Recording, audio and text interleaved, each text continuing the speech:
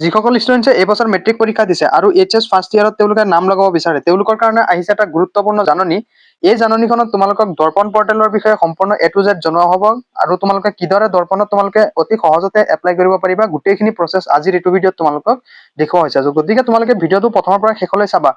চোৱা, তোমালোকে যদি দৰ্পণত যদি এপ্লাই নকৰা তোমালোকে কিন্তু এইচএছ ফাৰ্ষ্ট ইয়াৰত তোমালোকে কিন্তু পঢ়িব নোৱাৰিবা আৰু তোমালোকে মনে মিলা তোমালোকৰ কলেজখনত তোমালোকে এডমিশ্যন ল'ব নোৱাৰিবা, পিছত তোমালোকে এনেই পস্তাই থাকিব লাগিব। গতিকে তোমালোকে ভিডিঅ'টো প্ৰথমৰ পৰা চোৱা আৰু ইয়াতে তোমালোকক কি কি ইনষ্ট্ৰাকশ্যন দিছে গোটেইখিনি আলোচনা কৰা হ'ব। চোৱা, ইয়াতে চোৱা ইম্পৰ্টেণ্ট ডেটছ কি দিছে যে ছাবমিশ্যন অফ অনলাইন এপ্লিকেশ্যন বাই এপ্লিকেণ্টছ, অৰ্থাৎ তোমালোকৰ এপ্লাই উইণ্ডোটো অপেন হৈছিলে 12 তাৰিখ 12 এপ্ৰিলত আৰু 22 তাৰিখে তোমালোকৰ এইটো অনলাইন কি হ'ব, ডোৰটো ক্লোজ হৈ যাব। গতিকে তোমালোকে 22 তাৰিখৰ আগত তোমালোকে সেইটো কৰিবলৈ ট্ৰাই কৰা, অৰ্থাৎ আজিয়ে তোমালোকৰ অহাকালি কি হ'ব, তোমালোকৰ লাষ্ট ডেট হ'ব। গতিকে তোমালোকে গোটেইকেইজনে এই দৰ্পণ পৰ্টেলত নিজৰ এপ্লাইটো কৰি তোমালোকে কলেজ তাৰোপৰি যিমানখিনি ষ্ট্ৰীম আদি কৰি যিমানখিনি আছে তোমালোকে এতিয়াই তোমালোকে শেষ কৰি লোৱা কামখিনি, নহ'লে কিন্তু তোমালোকে পিছত পস্তাব লাগিব। তাৰপিছত তোমালোকে যিকেইটা কলেজত তোমালোকে এপ্লাই কৰিবা সেই নিৰ্দিষ্ট কলেজৰ কি কৰিব, মেৰিট লিষ্ট উলিয়াব বা তোমাৰ পাৰ্চেণ্টেজ ৱাইজ তেওঁলোকে কি কৰিব, লিষ্ট ওলাব। আৰু যদিহে তোমালোকে কি কৰিব পাৰিবা, মেক্সিমাম তোমালোকে 4টা কলেজত তোমালোকে এডমিশ্যনৰ কাৰণে দৰ্পণ পৰ্টেলত থ্ৰুদি তোমালোকে এপ্লিকেশ্যন দি থব পাৰিবা। গতিকে তোমালোকে যদিহে তোমালোকৰ ভাল কলেজ চিলেক্ট কৰাত কিবা অসুবিধা হয় তোমালোকে জনাবা।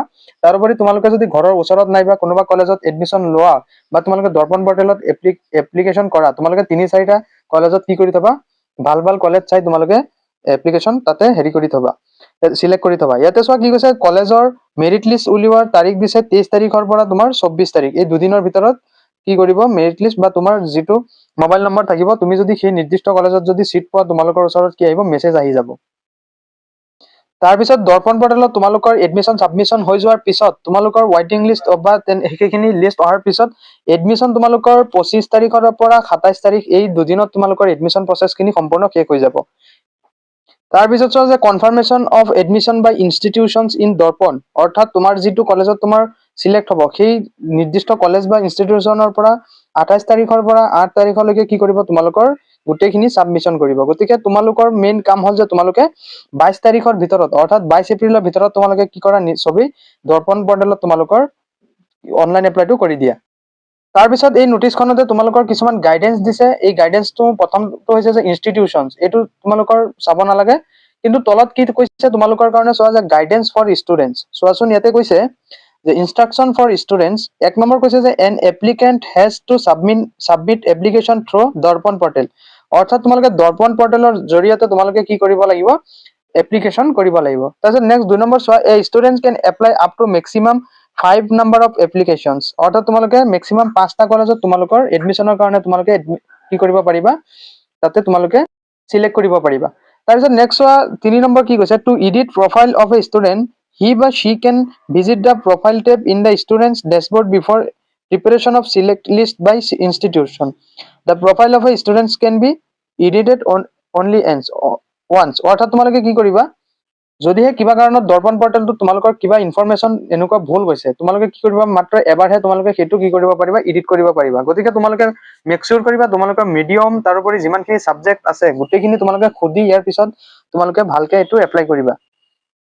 তাৰপিছত চোৱা নেক্সট কি কৈছে 4 number, the published selection list and ৱেইটিং list for admission into HS first year will be made available in the Darpan portal for the students. The students will be notified of their selection through SMS, অৰ্থাৎ তোমালোকৰ mobile number বা SMS through দি তোমালোকক সেইখিনি জনাই দিয়া হ'ব। তাৰপিছত 5 নম্বৰ চোৱা, after publication of selection list candidate will be allowed to approve only one institute for admission using দিয়াৰ login ID in the portal, অৰ্থাৎ তোমালোকৰ যদিহে দৰ্পণ পৰ্টেলৰ থ্ৰু দি তোমালোকৰ চিলেক্ট হৈ যায়, মেক্সিমাম তোমালোকে এটা কলেজতে কি কৰিব পাৰিবা, এডমিশ্যন ল'ব পাৰিবা। The candidate must take admission in the institute concerned within the stipulate time period to complete the admission process, সম্পূৰ্ণ টাইমৰ ভিতৰতে তোমালোকে আটাইখিনি প্ৰচেছ কমপ্লিট কৰিব লাগিব। তাৰপিছত next 7 number, if a student does not accept the admission offer within stipulated time, the student will be remove from the selection list with information through SMS, অৰ্থাৎ তোমালোকে SMS খিনি ভালদৰে চেক কৰি থাকিবা, কাৰণ তোমালোকৰ SMS অহাৰ পিছত তোমালোকৰ যদিহে সেই নিৰ্দিষ্ট কলেজটোত গৈ এডমিশ্যন নলোৱা তোমালোকৰ কিন্তু সেইটো ৰিজেক্ট যাব। তাৰপিছত next number, mobile number should be unique for registration of a student on Darpan portal, same mobile can not used for multiple applications, অৰ্থাৎ তোমালোকে এটা মোবাইল নাম্বাৰ দি 2-3 জনৰ দৰ্পণৰ কাৰণে কি কৰিব নোৱাৰিবা, এপ্লাই কৰিব নোৱাৰিবা। অৰ্থাৎ তোমালোকে যিটো মোবাইল নাম্বাৰ ইউজ কৰিবা সেইটো আৰু বেলেগক কাকো নিদিবা দৰ্পণত ইউজ কৰিবলৈ। আৰু তাৰপিছত ইয়াত নেক্সট 10 নম্বৰ পইণ্টটো কি কৈছে, যদিহে কোনোবা ষ্টুডেণ্টে কি কৰিছে ড্ৰপ দিছে বা কোনো কাৰণত তেওঁলোকে কি কৰিব পৰা নাই, পাছ চাৰ্টিফিকেট কৰিব পৰা নাই বা 1 বছৰ তেওঁলোকে লিখা পঢ়া বাদ দিছে, তেওঁলোকে কি কৰিব দিছে, তেওঁলোকক সেই ইনষ্টিটিউচনত সেই বিষয়ে জনাব দিছে ভালকে, তেতিয়াহে তোমালোকৰ এডমিশ্যন প্ৰচেছটো সম্পূৰ্ণ হ'ব। তো এতিয়া মই তোমালোকক A to Z একেবাৰে সহজতে মই তোমালোকক দৰ্পণত এপ্লাই কৰি দেখুৱাই দিম তোমালোকে কেনেদৰে এপ্লাইখিনি ভালদৰে কৰিবা। তো চোৱা, প্ৰথমতে তোমালোকে এনেদৰে বৰ্ডখিনি এনেদৰে সিলেক্ট কৰাৰ পিছত তোমালোকে কি কৰিবা, তোমালোকৰ মেট্ৰিক পৰীক্ষাৰ এডমিটত থকা তোমালোকৰ ৰোল, ইয়াতে তোমালোকে চোৱা ৰোল এনেদৰে সিলেক্ট কৰিবা। তাৰপিছত ৰোল এনেদৰে সিলেক্ট কৰাৰ পিছত তোমালোকৰ যিটো নং আছে সেই নংটো এনেদৰে তোমালোকে ইয়াতে পেষ্ট কৰিবা। তাৰপিছত তোমালোকৰ কিমান মাৰ্কছ পাইছিলা এই মাৰ্কছটো তোমালোকে ইয়াতে হেৰি কৰিবা। তাৰপিছত চোৱা মাৰ্কছ অবটেইন, তোমালোকে কিমান মাৰ্কছ হেৰি পাইছিলা 600ৰ ভিতৰত সেইটো বহাবা। তাৰপিছত তোমালোকৰ ইয়াতে ফুল নেম বহুৱাবা। চোৱা ইয়াতে তোমালোকৰ ফুল নেমটো এনেদৰে টাইপ কৰিবা ধুনীয়াকে। ফুল নেমটো এনেদৰে লিখাৰ পিছত তোমালোকৰ এইফালে ৰাইট চাইডে তোমালোকৰ ডেট অফ বাৰ্থ অৰ্থাৎ তোমালোকৰ জন্ম তাৰিখটো ইফালে বহুৱাবা। জন্ম তাৰিখটো তোমালোকে এনেদৰে ধুনীয়াকে বহুৱাই, এনেদৰে বহুৱাৰ পিছত তোমালোকৰ তলত চোৱা মাদাৰ্ছ নেম আহিব। এতিয়া তোমালোকৰ মাদাৰ্ছ নেম অৰ্থাৎ মাকৰ নামটো ইয়াতে তোমালোকে ধুনীয়াকে স্পেলিং চাবা যাতে ভুল নহয়। এতিয়া তোমালোকৰ মাকৰ নামটো ধুনীয়াকৈ তোমালোকে বহুৱাই দিবা। তোমালোকৰ এডমিটত যিটো নাম আছে সেম একজেক্ট সেইটো নামেই তোমালোকৰ ইয়াত হ'ব লাগিব। তাৰপিছত ইফালে তোমালোকৰ ফাদাৰ নেম অৰ্থাৎ তোমাৰ দেউতাৰ নাম, এডমিট কাৰ্ডত থকা তোমাৰ সেই দেউতাৰ নামটো তোমালোকে ইয়াতে বহুৱাই দিবা।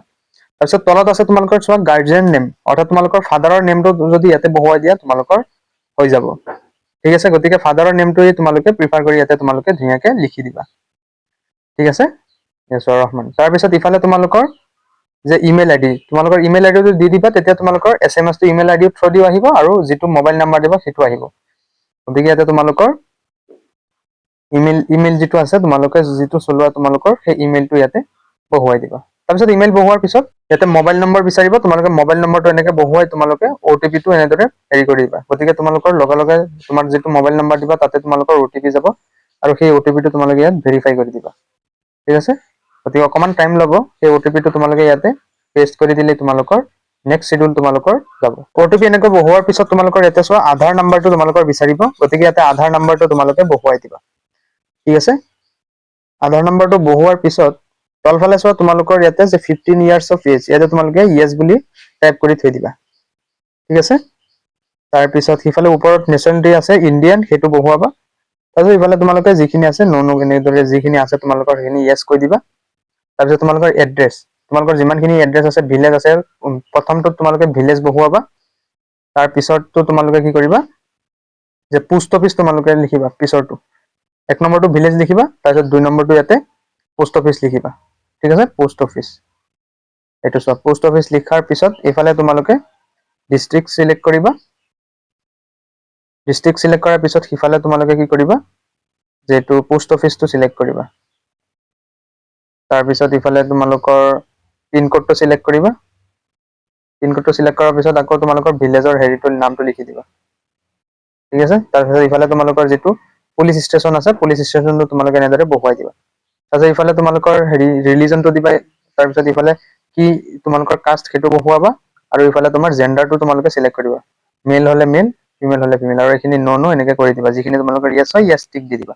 এইফালে যদি BPL হয় তোমালোকে BPL দিবা আৰু ইফালে তোমালোকে কি কৰিবা তোমালোকৰ যিখিনি ডকুমেণ্টছ, তোমালোকৰ ইনকাম চাৰ্টিফিকেট যদি BPL থাকে আৰু যদি তোমালোকৰ আৰু যিটো তোমালোকৰ যিটো মাৰ্কশ্বিট সেই মাৰ্কশ্বিটটো তোমালোকৰ অনলাইনৰ থ্ৰুদি ডাউনলোড কৰি আৰু সেইটো ছাবমিট কৰিবা।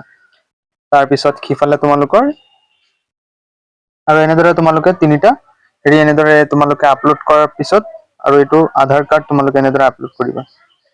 আপলোড কৰাৰ পিছত তোমালোকৰ ইয়াতে তলত হেৰি এটা সৰুকে বক্স আছে, সেই বক্সটোত তোমালোকে ক্লিক কৰি তোমালোকে ছাবমিটত ক্লিক কৰিবা। তাৰপিছত ছাবমিটত এই তলৰ সিটোত চিলেক্ট হেৰি কৰিলে তোমালোকৰ নেক্সট প্ৰচেছ আগবাঢ়িব। তাৰপিছত এনেদৰে তোমালোকে টিপ দিয়াৰ পিছত তোমালোকৰ এনেদৰে তোমালোকৰ দৰ্পণৰ এপ্লিকেশ্যন ফৰ্মখন ধুনীয়াকে ওলাই আহিব। আৰু এইখন হোৱাৰ পিছত তোমালোকে আৰু এখন প্ৰচেছ আছে, সেই প্ৰচেছটো তোমালোকৰ যিটো চায়েন্স, আৰ্টছ নে কমাৰ্চ কলেজ অনুসৰি তোমালোকে সেইটো চিলেক্ট কৰি তোমালোকৰ এইটো চোৱা ইয়াতে এই বক্সটোত চিলেক্ট কৰি তোমালোকে এনেদৰে ক্লিক কৰিবা। অ'কে ক্লিক কৰাৰ পিছত তোমালোকৰ এনেদৰে ধুনীয়াকে আহি যাব। আৰু আহি যোৱাৰ পিছত তোমালোকে ইয়াতে কলেজৰ নাম এতিয়া তোমালোকে ক্লিক কৰি হেৰি কৰিবা। তাৰপিছত এনেদৰে তোমালোকৰ কলেজৰ নাম এনেদৰে চাৰ্চ কৰাৰ পিছত তোমালোকৰ সেই নিৰ্দিষ্ট কলেজৰ কি আহিব, ষ্ট্ৰীম আহিব। তাৰপিছত ষ্ট্ৰীমটো তোমালোকে এনেদৰে যদি চায়েন্স হয় চায়েন্সত ক্লিক কৰিবা। চায়েন্সত ক্লিক কৰাৰ পিছত চায়েন্সৰ যিখিনি ছাবজেক্ট আছে সেইখিনি তোমালোকে এনেদৰে চিলেক্ট কৰিব লাগিব। ইয়াতে এপ্লাই চায়েন্সত দিছো, গতিকে তোমালোকে ইয়াতে এপ্লাই হেৰিত ক্লিক কৰিব লাগিব।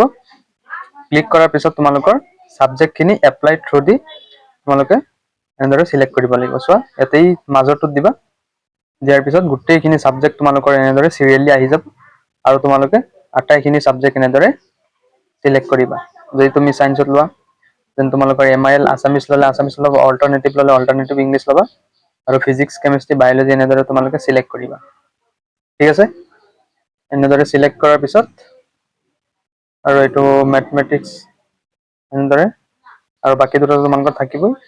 তো সেইটো মিডিয়ামটো তোমালোকে দিবা, যদি আছামিছ মিডিয়াম হয় আছামিছ দিবা, ইংলিছ মিডিয়াম হ'লে ইংলিছ মিডিয়াম। হ'ল, এনেদৰে হোৱাৰ পিছত তোমালোকে এপ্লাই টু এডমিশ্যন এইটোত ক্লিক কৰিবা আৰু তোমালোকৰ এইটো অলৰেডি হৈ গ'ল। গতিকে এনেকুৱা হোৱাৰ পিছত তোমালোকৰ এইটো ফাইনেল হেৰি আহি গ'ল। গতিকে এনেদৰে তোমালোকে অতি সহজতে দৰ্পণত তোমালোকৰ এপ্লাইটো নিজেই কৰি ল'ব পাৰিবা। গতিকে আশা কৰোঁ আৰু এইটো তোমালোকে এনেদৰে প্ৰিণ্ট কৰি ল'বা। গতিকে এইটো আছিল দৰ্পণত এপ্লাই কৰাৰ A to Z ইনফৰমেশ্যন। তোমালোকে ভিডিঅ'টো লাইক কৰি আমাৰ এই চেৱা পাঠশালা ইউটিউব চেনেলটো ছাবস্ক্ৰাইব কৰি ল'বা।